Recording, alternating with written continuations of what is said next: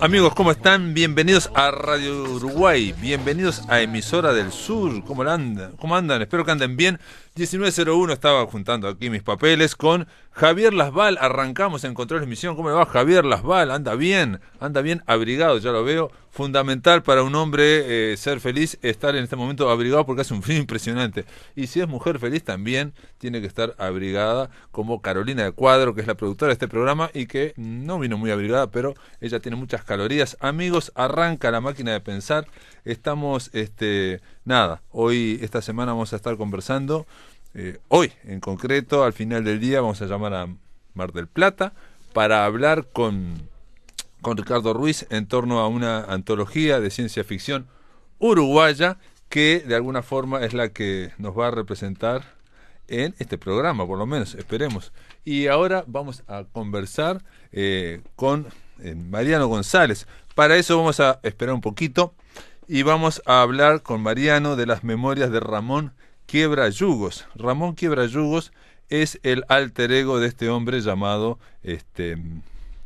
Mariano Mariano González. Hay que decir, amigos, que Mariano González acaba de publicar este libro. El año pasado estuvimos con él en la presentación, así me invitó y estuvimos ahí conversando. Para nosotros fue una cosa muy interesante. Y vamos a esperar ahora. Y vamos a decir que también hoy vamos a estar hablando con Mariano de este disco que acaba de sacar, y también vamos a hablar de una presentación de un libro de infantil, de literatura infantil y juvenil. Vamos a poner una canción y ahora vamos a seguir conversando. En realidad, las memorias de Ramón Quiebrayugo, vamos a hablar ahora, pero ¿puede ser, Javier Lasval, una canción de estas, de lo que tenemos ahí? ¿Puede ser? Y vamos ya mismo a conversar.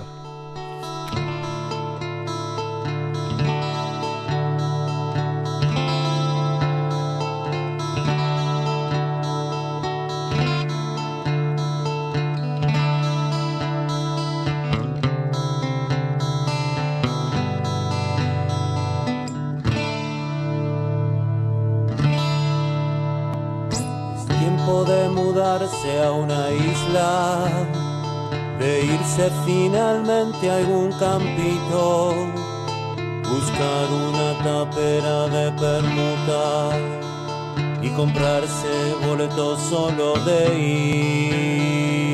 ida.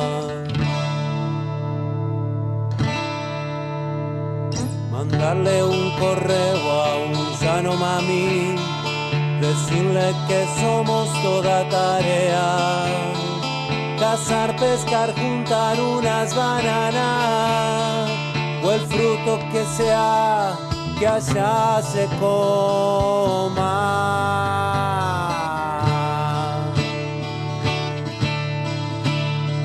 Hablar en la embajada del desierto, sacar la visa para un descampado, colgarse algunos trapos de beduino.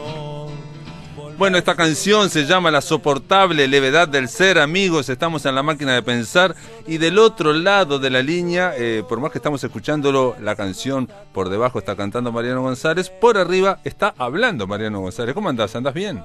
Hola, ¿cómo estás, Pablo? ¿Todo bien? Todo bien.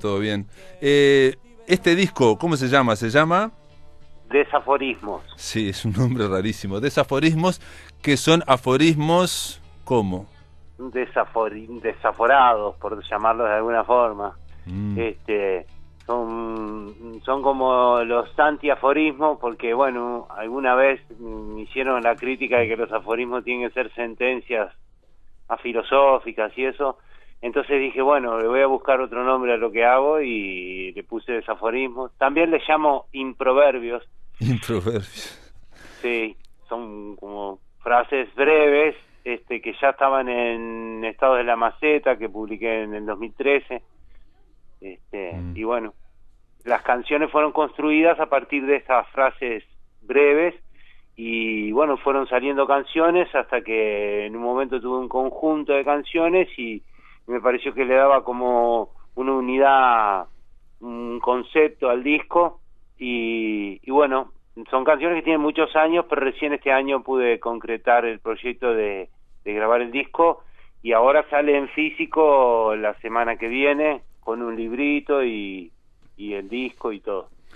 Bueno, entonces, digo, a Mariano González, ustedes ya lo conocen porque en La Máquina de Pensar, en el ciclo de Todos Somos Raros, estuviste en su momento en el apartado que dedicamos a la microficción, y ahí estuviste también hablando de estos aforismos, de estas sentencias, de estas cuestiones de microficción, que también estuviste leyendo, estuviste participando, y también estuvimos hablando en algún momento como editor, porque sos editor de Factor 30, y también como autor, ¿no? Seguramente como autor, ahora no me acuerdo, obviamente sí, digo, Goliat, Los Estados de la Maceta, todos esos libros pasaron por La Máquina de Pensar. Me quedé pensando la última vez que viniste, si con Espantoso era el apellido del otro escritor. Sí, Fernando, que es un compañero de Factor 30 que sacó un diario de viaje a México. Exacto. Y fuimos juntos a contar un poco el proyecto de Factor 30. Perfecto. De la editorial.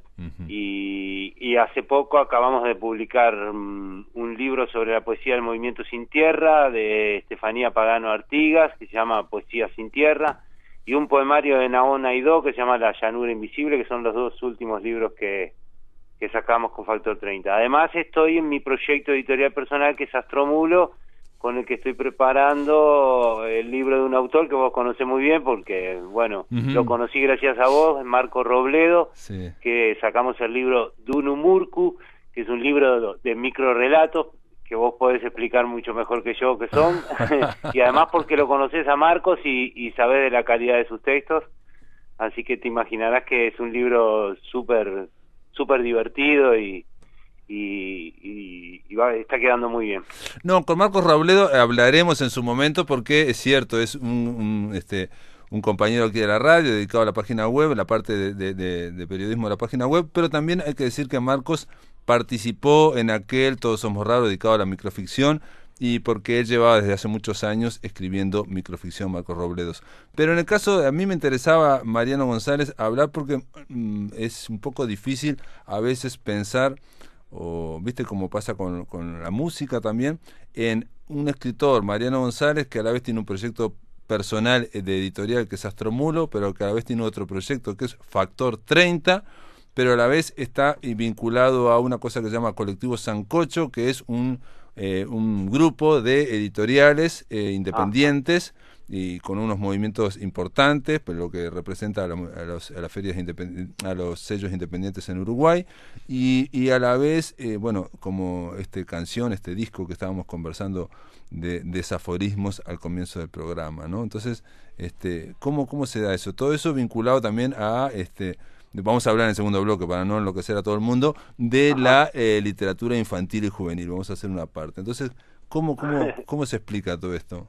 Bueno, sí, hay mucha tela para cortar, pero sí, desde lo macro, nosotros pertenecemos al colectivo Sancocho, que también integran Pez en el Hielo, Salvadora, Bibliobarrio, La Kiosquera, La Coqueta, Utopía, Casa de Balneario, Dios Dorado, Factor 30, Astromulo, y ahora se sumó Uri de Colonia, o sea que nada, es una familia que no para de crecer. Y el sábado 18 de julio en Radio Pedal, Isla de Flores y Martínez Trueba, hacemos la primera feria del año a las 4 de la tarde. Va a estar muy bueno, va a haber talleres, música, lectura, y vamos a estar con todos nuestros libros. Muy bien, pero Mariano González sos escritor, sos profesor de literatura, te interesa, digamos, en principio escribir, pero, digamos, una cosa llevó a la otra, como dicen vulgarmente. ¿No? Sí, y todo llevó a todo, porque en realidad me gusta hacer música, me gusta dibujar, me gusta escribir, pero bueno, lo mío es la cantidad, no la calidad, ¿no? Obviamente. Bueno, hay que decir, eso me faltó, el tema de digamos, la editorial, el diseño, pero también del dibujo, me faltó decir, porque en Estados de la Maceta, que creo que fue el primer libro que yo conocí tuyo, venía eran tan importantes los dibujos como los aforismos o las reflexiones o la microficción que los acompañaba a cada dibujo, ¿no? cierto, y el anteúltimo libro que saqué que fue Humano, que es el que estuve hablando contigo, es un libro solo de dibujos. Solo dibujos, sí. Que bueno, era también como esto del disco, era sacarme un poco las ganas, el berretín de publicar un libro de dibujo, y ahora el de grabar un disco, o sea que me voy quedando sin cosas pendientes. Vas tocando distintas tuercas, iba a decir, cuerdas también, tuercas y cuerdas. Total, porque bueno, viste que a todos nos pasa que el universo de intereses es sumamente amplio, y en la medida que uno puede, acá lo que decide, me parece, en mi caso y en el caso de mucha gente que me rodea, en Sancocho y en Factor 30, es la intención de la autogestión, ¿no? Ese es un poco el punto de inflexión entre los deseos y la concreción de los proyectos, ¿no?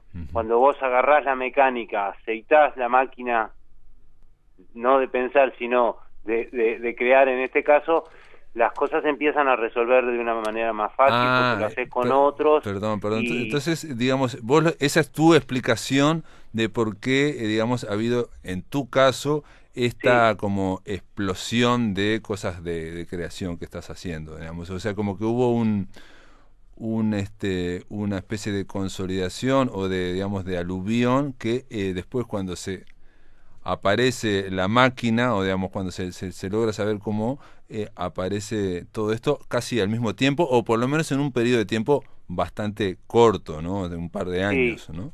Sí, es que, bueno, yo hace 16 años que publiqué el primer libro, y el primer libro fue la necesidad de buscar un camino, ¿no? Yo que sé, fui a una imprenta recuperada, un amigo me ayudó, me sacó la foto de la tapa, otro amigo lo maquetó, conseguí el dinero con los amigos, entonces ya desde el principio fui como gestando una manera de hacer las cosas sin depender, digamos, de un financiamiento o de un respaldo de algo ya consolidado, ¿me explico? Sí. Entonces la idea es no solo hacerlo personal, sino también replicarlo para otros, digamos, y si eso se hace en un ámbito colectivo, entonces vos empezás a aportar para que se concreten cosas de otras personas que están a tu lado, ¿no? Y esa es un poco la maravilla de este asunto que se llama Sancocho, en el que operamos con total promiscuidad, nos cruzamos unas con otras y nos publicamos, nos ayudamos, nos maquetamos, diseñamos. Es como el juego aquel de yo contigo, yo por abajo, yo por arriba, ¿no? o decide tu propia aventura. Las memorias de Ramón Quiebrayugos es un libro que vos presentaste el año pasado. Yo estaba comentando al comienzo del programa de que me invitaste a la presentación y pude ver por lo menos el final de la presentación allá en el Centro Cultural de España, y que tocaste también ahí, que cantaste tus canciones, hiciste como una especie de juego, de performance en torno a la memoria, y bueno, las memorias de Ramón Quiebrayugos, a mí me faltó decirlo, pero es un libro que empieza a ser escrito encima de otro libro que Mariano González encuentra, que lo van a tirar, lo tienen que tirar porque es un libro del año 42 o algo así, y que es un libro de texto que ya no sirve, no es un libro que ya no sirve, y te pones a escribirlo. Las memorias de Ramón Quiebrayugos, que es un alter ego, yo decía, es un personaje que de alguna forma lo creás, pero que es un ejercicio de autoficción también, ¿no? O es un ejercicio, a ese personaje vos le das tu memoria, parte de tu memoria. Sí, como la propia memoria, el libro plantea una frontera difusa entre la ficción y la realidad, ¿no? Un poco lo que dice Barthes en el libro, Barthes por Barthes, ¿no? Al principio dice, esto no es una novela, cuando en realidad tiene un formato de novela, el libro de él. Es decir, de la misma manera que se desdibuja la frontera entre el yo escritor y el yo personaje, también se dibuja en la memoria, también las fronteras son difusas, ¿no? Entre la memoria, el olvido, lo que es el recuerdo. Bueno, y un poco estuve buceando por ese tema con una tímida profundidad, digamos.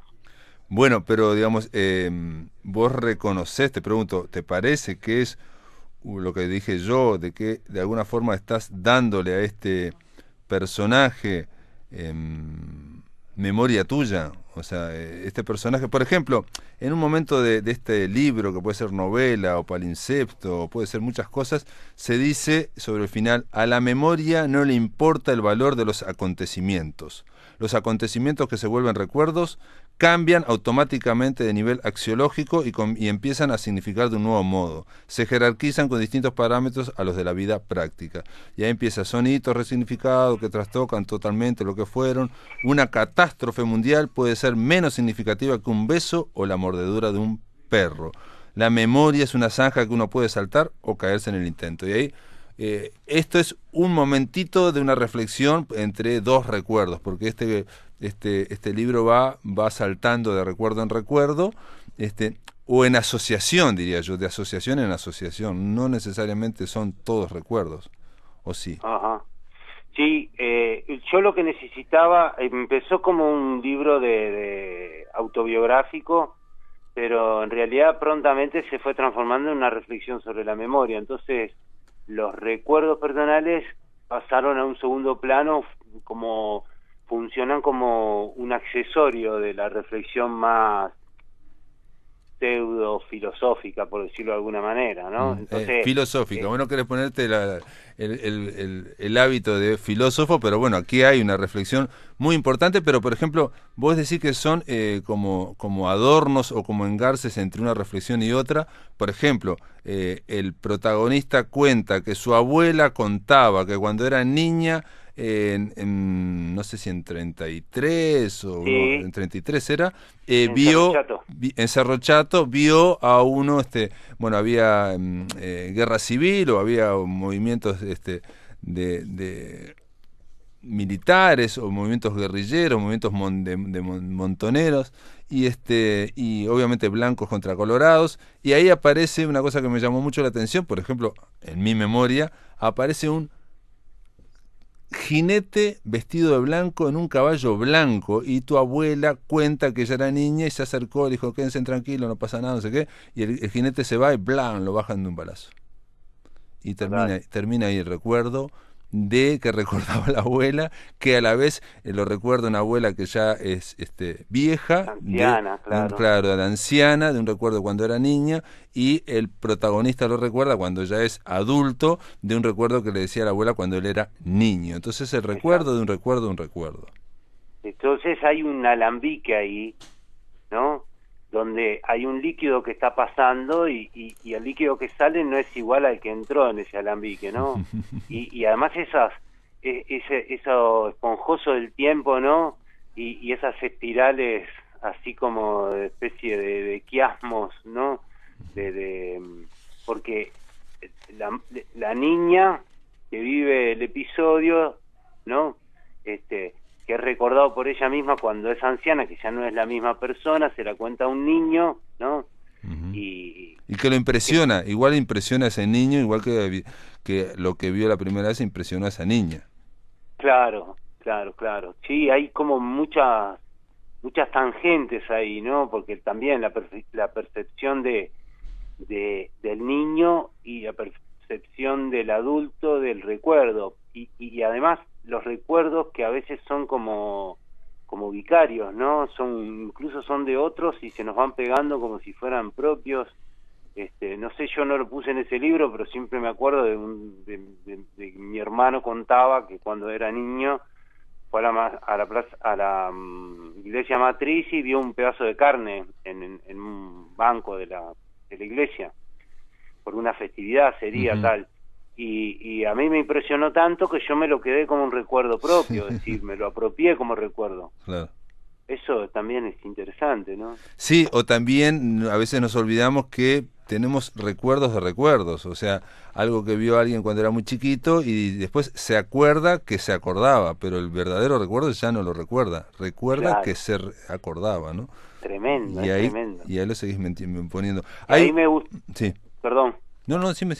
Ahí me hizo acordar a Bergson, por ejemplo, que habla del tiempo y y cómo el presente en realidad lo que hace con el pasado es traer la versión del pasado que necesita para existir. ¿no? Y para construir un futuro que después se va a volver un presente que va a necesitar un determinado pasado para transformarse en futuro después, ¿no? Es decir, ¿a qué nos lleva eso? O a la idea de historia como ficción también, ¿no? Que es como un planteo bastante moderno. Me interesaba todo eso. Entonces se me empezaron a meter lecturas que yo había hecho durante 25 años, notas de fichas que hago cuando leo un libro, y esas notas empezaron a entrar al libro también. De hecho están escaneadas y son parte del libro, ¿no? Pero notas, perdón, te referís a notas de que vos encontraste de Heidegger, por ejemplo, exacto, de Clarice Lispector, o no sé qué, no sé cuánto, de lo que fuere, digamos, ¿no? Sí, que tiene que ver con la memoria, es como cuando uno va con un, digamos, con una cuestión de este tipo de rabdomante, con una varita, y empieza a encontrar, la varita empieza a señalar agua por todos lados. Bueno, entonces en este caso, eso le pasa a cualquiera, creo yo, pero hay que ir con una idea buscando, ¿no? Buscando. Entonces empiezan a atraer como un imán, empieza a atraer. Y mirá lo que me pasó interesante, Pablo, a partir de lo que decís, que yo lo que hice fue las citas que yo pongo de autores que son, sí, Heidegger, Barthes, pero también son, yo qué sé, Bertolt Brecht, o el diario El País, del 25 de la noche de la nostalgia, ¿no? La noche de la nostalgia, sí. Empecé a modificar esas citas. Por eso yo utilizo el concepto del quasi-dixit, ¿no? Porque no es una cita textual, sino yo lo que hice fue manipular esas citas. Entonces, por ejemplo, cuando Bertolt Brecht recomienda al actor actuar en tercera persona, la frase yo que puse es importante recordar en tercera persona. Saqué actuar y puse recordar. Por ejemplo, el hombre es el animal que recuerda, dice Heidegger, quasi dice. Entonces Heidegger lo que dice es el hombre es el animal que pregunta. Bueno, y también está el tema de las muñecas rusas, que es una mamushka, ¿no? Digamos, se dice. Ajá. Y en un momento dice, como una mamushka multidimensional, la memoria se compone de pliegos que forman capas que a su vez tienen otros pliegos que se conectan con otras capas. Es una multisinapsis en la que cada recuerdo, como una neurona de la memoria, inhibe o estimula cientos de conexiones con otras neuronas. Vamos a hacer una pausa y vamos a preguntarte a la vuelta cómo hiciste para esas cientos de conexiones, ponerlas en un libro sin que se parezca un disparate todo y que tenga toda una cosa. Vamos a despedirnos con esta canción y a la vuelta seguimos conversando con Mariano González. Dale.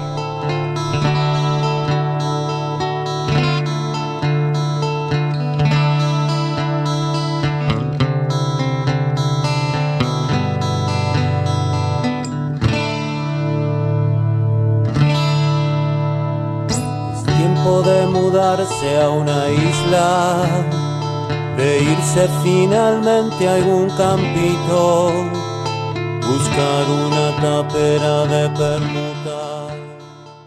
Amigos, continuamos en La Máquina de Pensar. Estamos conversando con Mariano González, autor de Las Memorias de Ramón Quiebrayugos.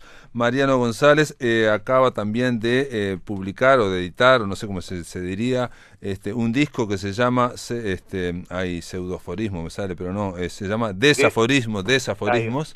Y también acabas de publicar hace no tanto El Bolacero, que es un libro de literatura infantil y juvenil. Pero vamos a terminar con Las Memorias de Ramón Quiebrayugos. Yo dejé planteada una pregunta que puede parecer una cosa un poco burda, pero bueno, frente a todas estas, digamos, lo que acabo de contar de este libro, Las Memorias de Ramón Quiebrayugos, es el 10% de lo que es el libro, porque en realidad estuvimos hablando de de las memorias, de los recuerdos de Mariano González, que se proyectan en Ramón Quiebrayugos, que es el protagonista de este libro, pero que a la vez están matizados por las reflexiones sobre la memoria. Entonces hay recuerdos, hay reflexiones sobre memoria, hay recuerdos, pero también aparecen, las citas de gente muy importante que mencionó, que habló sobre la memoria, para decir una cosa microscópica, Borges. Uno se pone a citar a Borges sobre el olvido o la memoria, porque el olvido y la memoria son las caras de la misma moneda, son dos caras de la misma moneda. Claro. Y entonces, igual sigo en el 10% de este libro porque hay otras cosas, como que fue escrito en un tratado de 1942, en un libro de textos, digamos, que ya quedó desfasado, y a la vez tiene ilustraciones, eso me olvidé decir, que son sobre un bebé, cómo cría su bebé, digamos, de Spock, Sí, que me acuerdo que sí, conversamos el año sí, pasado. un manual para Un manual. padres, digamos. Pero esas manual para padres está siendo intervenido, entonces dice, no te enojes si tu bebé no te presta atenciones, y vos lo cambiaste y pusiste, no te enojes si tu recuerdo no te presta atención, o el lugar más adecuado para que el recuerdo haga sus deposiciones es la silla orinal. Obviamente cada vez que aparecía la palabra bebé o hijo, vos ponías la palabra recuerdo. Nunca le grites a tu recuerdo no en tono de desafío, obviamente es al bebé. Y bueno, o no intentes reprender a tu recuerdo por tirar los objetos al suelo, solo conseguirás perder el tiempo. La pregunta que te hice, y ahora la vuelvo a hacer, reformular, es con todo este material que parece de por sí que tiende a la dispersión o tiende al collage o tiende a lo heterogéneo, ¿cómo hacer para que eso quede, digamos, mínimamente enhebrado para que el lector pueda atravesarlo, ¿no? Para que el lector pueda atravesarlo, porque siempre se precisa un hilo, el famoso hilo narrativo. Sí, sí, yo lo primero que descubrí después de que estaba ya escribiéndolo es que la mejor explicación es la propia memoria, ¿no? La ilustración de la tapa, que es un dibujo que hice mucho antes de hacer el libro, es una espiral que va atravesando toda la vida, pero está repleta de una multitud de objetos, ¿no? Uh-huh. Es decir, me pareció como una buena alegoría, porque en realidad en determinado momento me di cuenta que era un libro infinito, porque yo podía haber seguido escribiendo, no sé, durante 2, 3 años, y lo increíble es que siempre iba a tener materia de escritura. Claro, claro. Eso es lo brutal, porque uno habitualmente no cree tener tanta memoria como tiene. Memoria no en el sentido de almacén de recuerdos, sino memoria como capacidad de rememorar, de traer. Entonces me vi escribiendo episodios de mi infancia con un grado de detalles que me sorprendió. Entonces dije, acá hay algo, ¿no? Acá hay un ejercicio de imaginación y de vocación que van de la mano, ¿no? Que empieza a ser de tu vida una cosa casi infinita de llevar al papel, porque además este recuerdo que te estoy diciendo ahora, mañana lo voy a escribir de otra manera, entonces es como un infinito. Entonces el libro actuaría con lo que yo llegué a la conclusión de que es el recuerdo. El recuerdo es una mínima porción que nosotros podemos darle un hilo narrativo, un determinado lapso de tiempo, desarrollo de acciones con personajes. Entonces me pareció que el recuerdo se transformaba en el concepto clásico de la narración. Uh-huh. Claro. Digamos que el recuerdo es la puesta en narración de la memoria, que es insondable, que es incorpórea, que es inasible, y que el recuerdo es una pretensión de darle orden a algo que es absolutamente caótico e inasible.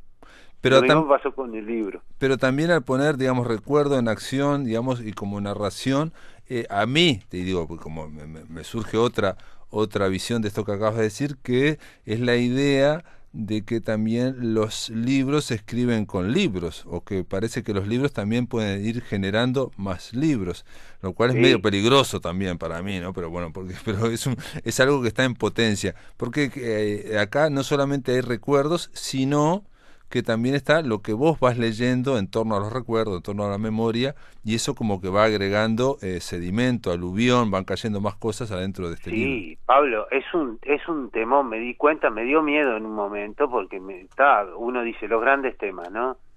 Pero claro, me metí y dije, esto es una demencia, o sea, me puse a leer un libro que te lo recontra recomiendo y a todo el mundo, que es El arte de la memoria de Frances It, creo que se pronuncia, yates, como los barcos, y como el poeta irlandés, que que es una mujer que se dio cuenta que no había una historia de la memoria, del arte de la memoria. Y es tremendo el libro. Arranca con el episodio de Simónides en el banquete, ¿te acordás?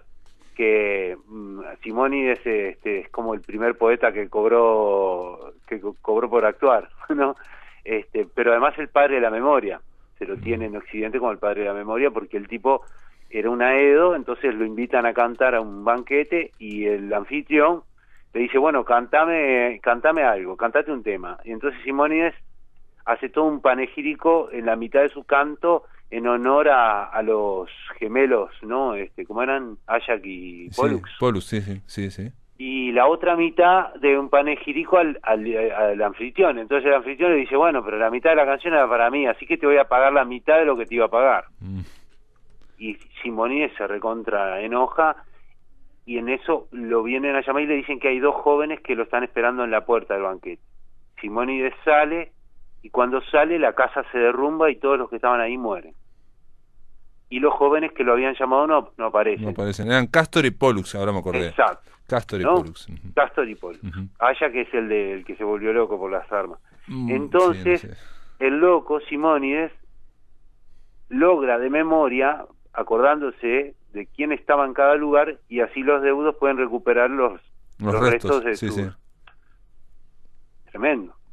Tremendo. Y otro detalle que, pero digo, también por un lado es la alusión de los otros libros, y por otro lado las sincronicidades o las asociaciones, por ejemplo, que prácticamente en este libro, La memoria de Ramón Quiebrayugos, está, por ejemplo, un paralelo con el cineasta Werner Herzog, que hizo Fiscarraldo.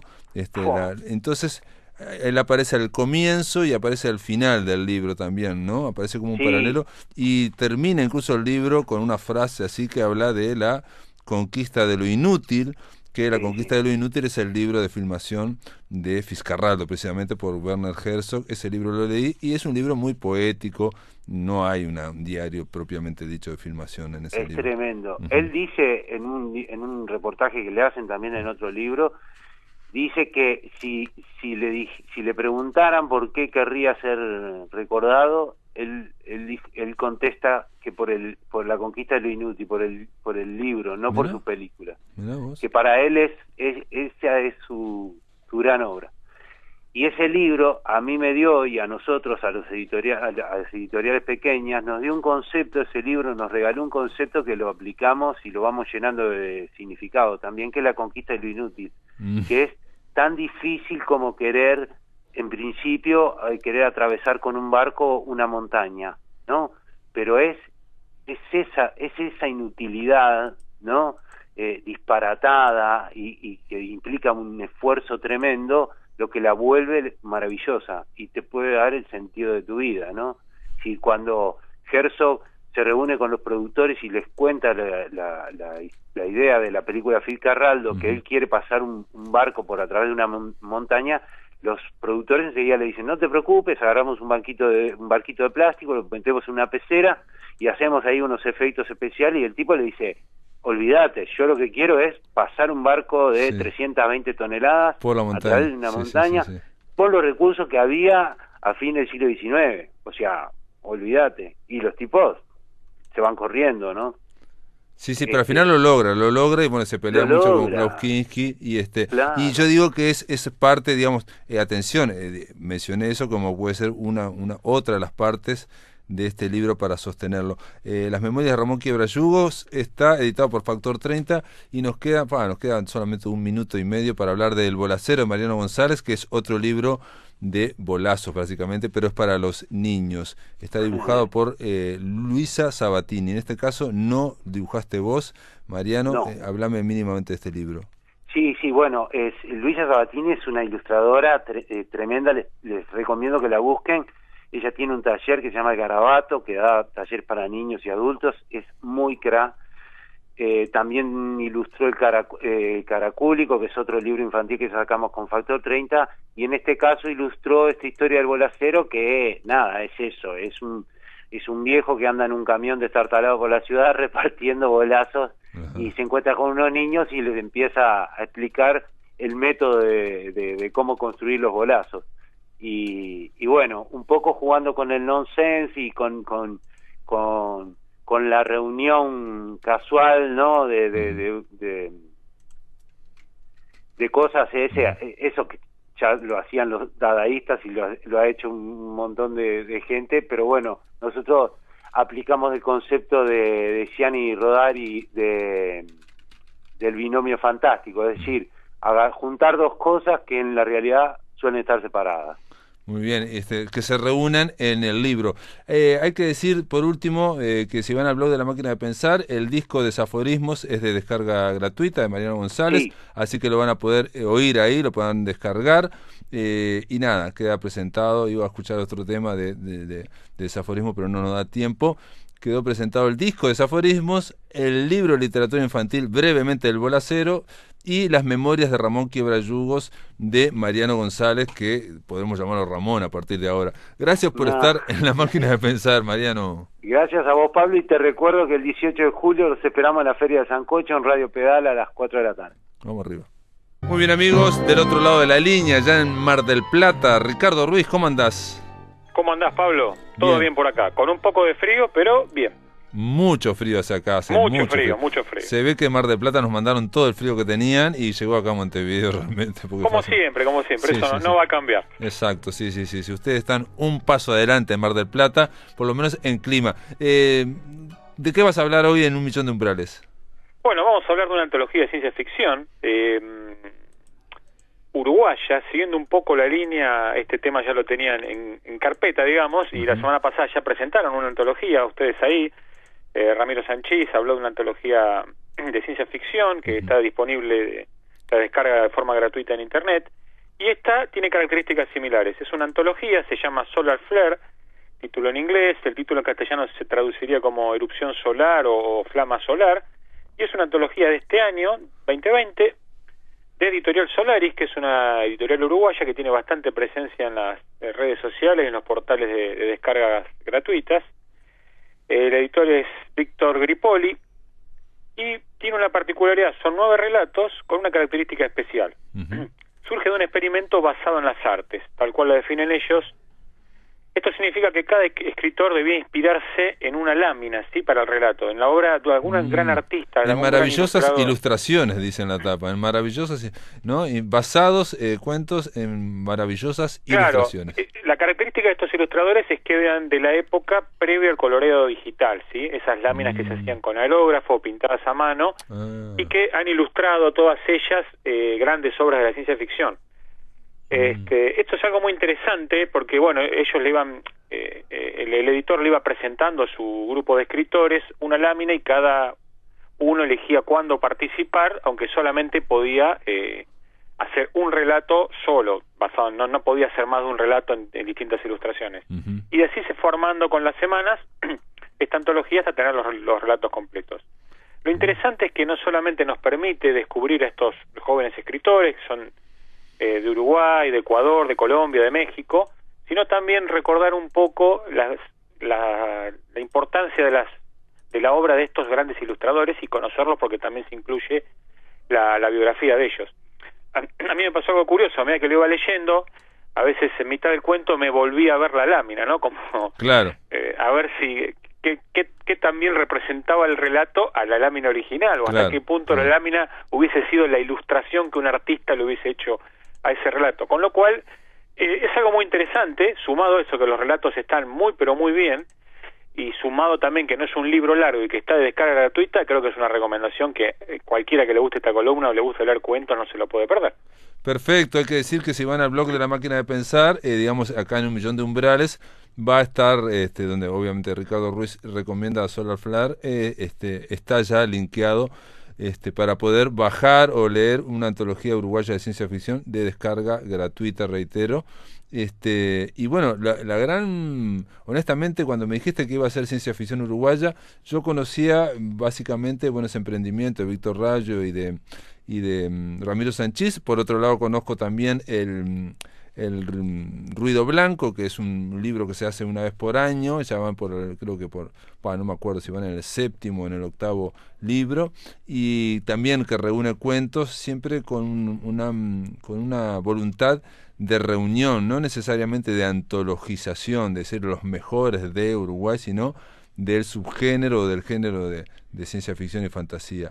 En este caso Solar Flare no lo conocía, y bueno, te agradezco obviamente a Ricardo Ruiz desde allá, desde Argentina, captando este nuevo grupo. Y bueno, la pregunta de cajón que se me ocurre hacerte es cómo son los relatos, ¿no? Bien, estamos vamos hablando a comentar de ciencia ficción tradicional, clásica, de los años 60, o de qué estilo. En general es una ciencia ficción muy tradicional, porque creo que tienen buena mano los cuentistas, y por el tipo de ilustración, claro, ¿sí? Claro, te lleva automáticamente claro, ese tipo de relatos, esas sí, naves sí, grandes, bien claro, tipo de material metálico. Sí, sí, del espacio exterior, como, digamos, la ciencia ficción, sí, digamos, del espacio sí, exterior, no sé si la space opera, pero digamos, esa idea como más arquetípica de ciencia ficción.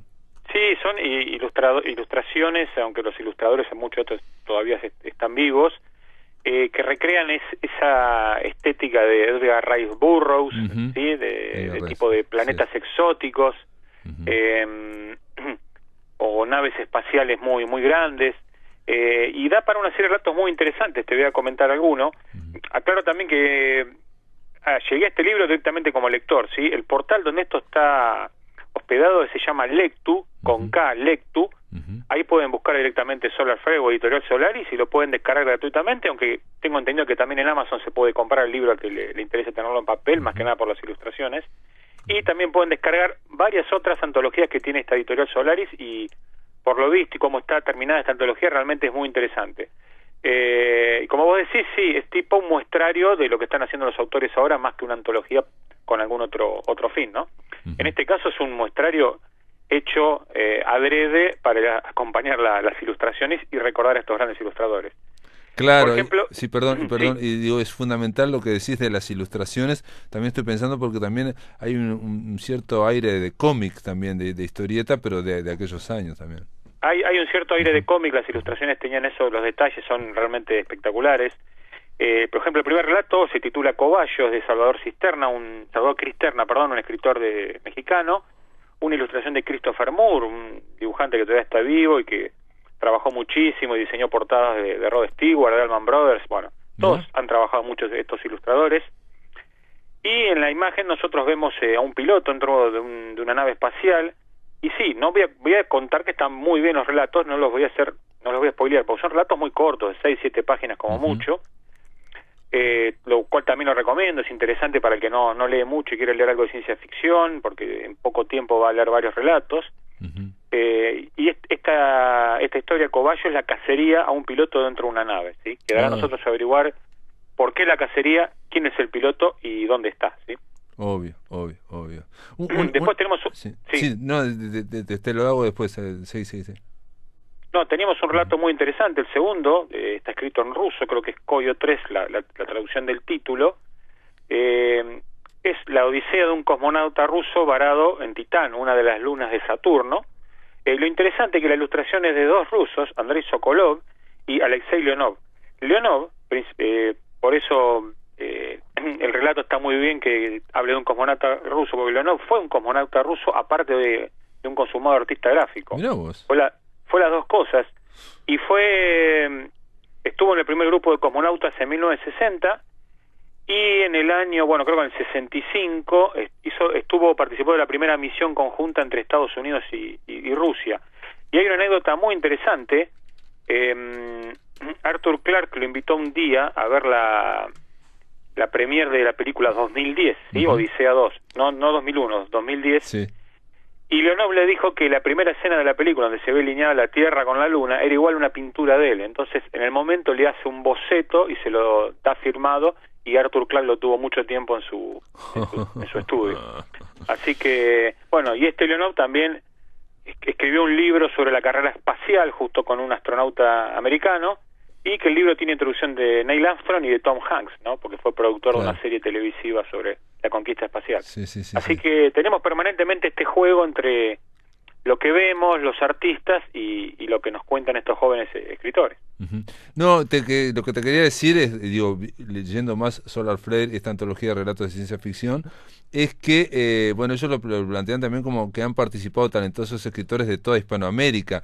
La pregunta que te hago, Ricardo, es si se puede decir que es una antología de ciencia ficción uruguaya, porque me mencionás a estos mexicanos, bueno, este ruso es el autor de la ilustración, en realidad, ¿no? Sí, en realidad uruguayo sería el origen de la antología, pero es a nivel la editorial es uruguaya, claro, la antología es latinoamericana, latinoamericana porque ya te digo, sí, México, Colombia, Ecuador y Uruguay, creo. Perfecto. Son los 4 países que están representados, o 5, pero tiene ese espíritu. Perfecto. Hay un relato, El juego sin fin, de Patricia Olivera, uruguaya, que ha colaborado en Axon y también en Círculo de Lovecraft, una revista que en algún momento gratuita comentamos acá. Y este relato también tiene algo muy de la ciencia ficción de los 50 y los 60, que es que el ser humano o el cosmonauta llega a un planeta donde es tomado como un juguete, ¿no? Hay un extraterrestre superior que lo toma como un juguete. Esto se vio muchísimo, por ejemplo, en la Star Trek original, ¿no? Claro. Sí. Un extraterrestre con superpoderes capaz de tomarlo como un juguete, con una mentalidad infantil. Y algo acá se ve en este relato que se llama El juego sin fin. Claro, ¿no? Y también está la idea también de algo muy grande que puede ser equiparado también a una especie de Dios también, ¿no? O sea, caprichoso, ¿no? Como un niño, ¿no? Caprichoso, exacto. Son temas muy clásicos de la ciencia ficción. El relato del propio Víctor Gripoli se titula Última Thule, y también apunta un poco a hablar sobre la diversidad, ¿no? Si defenderla o destruirla, la diversidad en el espacio, cuando esto presupone algún riesgo o no. También un tema muy interesante y muy como relacionado con la ética, ¿no? Y muy caro a Star Trek, ¿no? Y muy caro a Star Trek, sí, claro, resultó muy interesante. Fue fundamental para Star Trek. Otra particularidad, por ejemplo, un relato utópico de Víctor Alfonso Arévalo Ramírez de Colombia. Él la imagen la toma como una fotografía que está dentro del relato. El relato, la imagen que nosotros vemos es una fotografía. Así que también es interesante el relato porque la fotografía es muy difícil. Vemos a un guerrero sin ropa, detrás una nave espacial grande y una mujer tipo amazona montado sobre una especie de avestruz gigante. Así que bastante ingeniosa la forma que lo utiliza para poder generar una historia creíble, ¿no? Claro, pero lo que está bueno es cuando hay editores que generan, digamos, o sea, un incentivo, un detonante para que los escritores se largan a escribir también, ¿no? Sí, y otra característica importante, hay una ilustración que tiene 2 relatos. Hay 2 relatos basados en la misma ilustración. La ilustración es muy buena. Vemos a una especie de ser humano abrazado en una escena de amor dramática con un ser que es tipo un insecto, ¿no? Un insectoide, sería una mujer insectoide, dos razas totalmente distintas, ¿sí? Y una de las historias que hace Carla Hernández Jiménez de México es una historia muy femenina, tiene un punto de vista muy femenino y es una historia de amor intergaláctica, digamos, muy buena. Un relato que se llama Atom Her Mother, como un viejo disco de Pink Floyd, El corazón de madre atómica, y también genera otro relato que es Un cuerpo celeste de Cristian Manuel Galarza de Ecuador, otro país representado, que son relatos totalmente distintos, con la misma imagen. Hablamos de un relato de un universo paralelo que habita un mismo espacio físico, así que también es muy interesante eso, ¿no? Cómo la misma imagen puede ilustrar 2 relatos totalmente distintos, ¿no? Sí, fascinante porque lo que tiene que ver de eso, lo que yo te decía del detonante de la imaginación. De todas formas, para el lector yo supongo que siempre está también ese como lado, ese costado de voyeur, de tratar de decir, bueno, ¿esto se habrá inspirado realmente o hizo cualquier cosa y después dijo que era a partir de esta imagen, ¿no? Claro, no, yo lo que he visto que los relatos están muy bien con respecto a lo que es la imagen. Algunos mejor, otros menos, pero claro, también pasa a ser una opinión personal, digamos.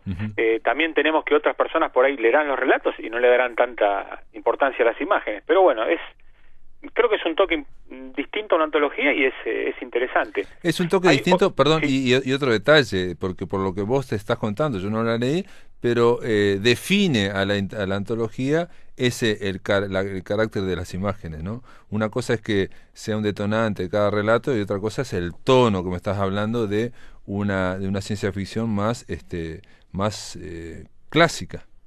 Más clásica, fácil de leer, y que muchas veces esto no va en detrimento de la antología, todo lo contrario, invita a que nuevos lectores se acerquen.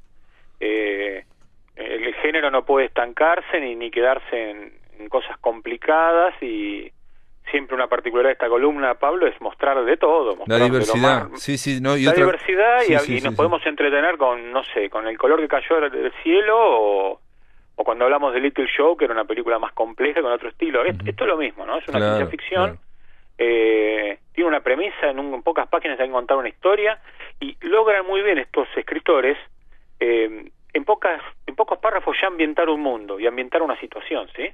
No es un cuento en el que se puede empezar con un desarrollo, contar y extendernos páginas y páginas, que a veces pasa en antologías que yo he visto en internet o descargado de 700, 800 páginas, y digo, ¿y esto cuándo lo voy a leer? Porque es tanto que uno lo termina dejando. Claro, eso es fundamental, que el formato sea amigable en cuanto a que uno pueda leerlo fácilmente y que sepamos que esos cuentos son accesibles, digamos, porque sí, estoy de acuerdo, uno baja mucha cosa. Hay que decir un detalle, que Solar Fly, la editorial Solaris va a hacer una convocatoria, está haciendo una convocatoria de relatos sobre el fenómeno OVNI, en este caso 15 cuartillas, pero vence ahora, vence el 29, creo, ¿no? ¿Cuándo fue que vence?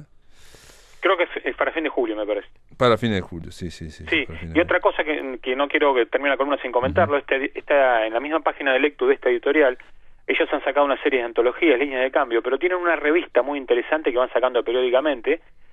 Si la revista se llama Espejo Humeante, y es una revista también con relatos de ciencia ficción, a lo que ha sido en su momento El Péndulo o cualquier otra, ¿no? Recopila relatos en formato revista, con poquitas páginas, 50, 60 páginas, también lo hace muy interesante, donde cada número lo destinan a un tema en particular.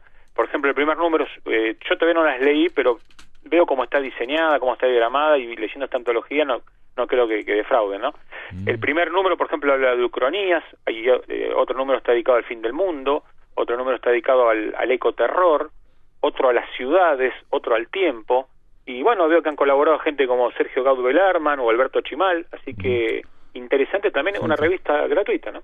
Gente importante ha colaborado. Y hay que decir en el último minuto, pero no podemos hablar quizá la semana que viene, que Insomnia, la revista que vos dirigís, acaba de sacar un número, ¿no? El número 267 de julio, ¿no? El número de julio, así que podemos comentar algo, no hay problema. Capaz que lo podemos comentar para la semana que viene. Randall Flagg es la etapa que está muy, pero muy buena. Pero sí, capaz que lo podemos comentar el lunes que viene, porque ya se nos terminó La Máquina de Pensar. Bueno, hasta la próxima. Voy a leer un poquito de ciencia ficción. Muy bien, Solar Flare es el de la antología de ciencia ficción de esta editorial uruguaya. Es de descarga gratuita, la acaba de recomendar Ricardo Ruiz. Y si van al blog de La Máquina de Pensar, eso está linkeado, cliquean Solar Flare y simplemente la van a poder leer. Amigos, esto es todo, se terminó La Máquina de Pensar, que lo pasen muy pero muy bien. Mañana continuamos a partir de las 19 horas, como siempre, esperándolos a ustedes.